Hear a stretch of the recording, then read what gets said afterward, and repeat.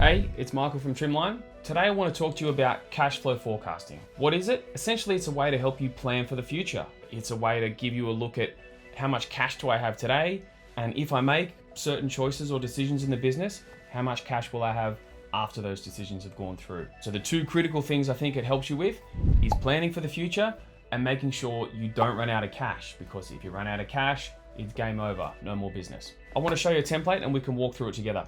Let's dive into it. Here's our template. It's a really simple profit and loss forecast. I've kept this one super simple to begin, just to talk you through the concepts. I'll do another video with a more complex one involving the balance sheet as well. This is just to talk you through the high level. What you want to be doing is comparing first your actuals with how you've been going, and then build out your forecast. So the critical first piece when you're doing something like this is to make sure you can trust your data. You want to make sure the stuff that you've got in your accounting file is correct. So make sure the bookkeeping's up to date, make sure you're not missing anything.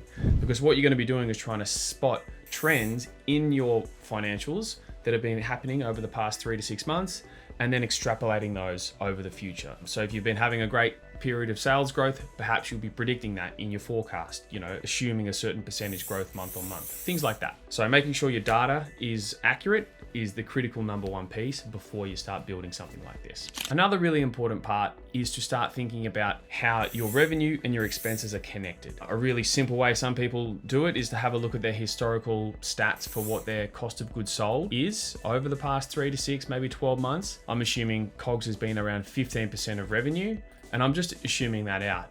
And then you can see I step it up potentially in the next couple months.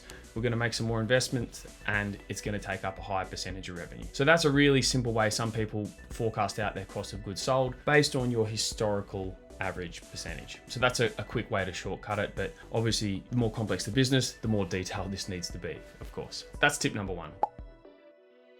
I think the second one is a mindset one, which is be humble, be conservative. Everyone wants their business to hockey stick growth up to the right. Is that always going to happen? Is that actually a reality for you? The way to get around this is to do a few different scenarios. It's called scenario planning. So you do best, worst, and maybe the actual what you think will happen to help you model those different scenarios. I won't cover that in this video. That's a slightly more advanced topic, but you can play around with that. You can take a copy of this if you like and model a few different ideas. So that's another one. Be humble, try and make sure that it's realistic.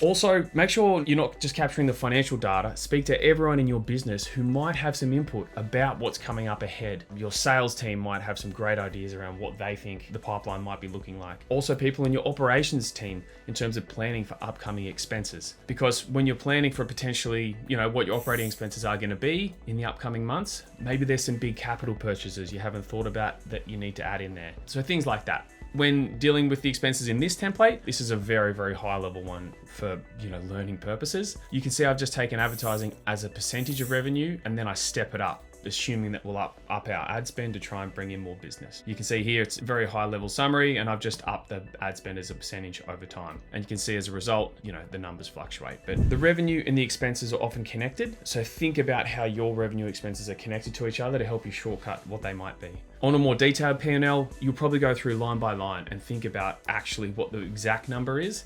This is obviously just a high level one. Similar with facilities, that's when you might be speaking to your team about what's coming up. Maybe there's some new laptop purchases, investments like that. So make sure you speak to your team and get all of their input to help you build this.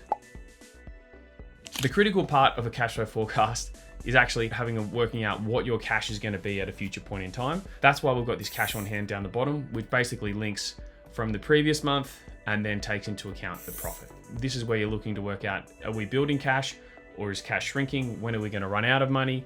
That's a really important part of why we do that. The final tip that I'll give you is just think about seasonal trends in your business. Perhaps you have a bumper sales, middle of the year when people are spending their budgets, or maybe you are an e-com business and Cyber Monday, Black Friday is your traditionally busy period and that's when you have your peak sales. Make sure you build in some seasonality to this so you can really be as accurate as possible. And finally, make sure you update it regularly. Book in with your coach or with your advisor to actually look at this on a regular basis. There's no point building this once, then putting it in your top drawer and letting it gather dust. This is a living, breathing document. You need to be actively looking at this and using it to help you make decisions and plan ahead. All right, I'll leave it there for now. Thanks for watching. I'll see you on the next one.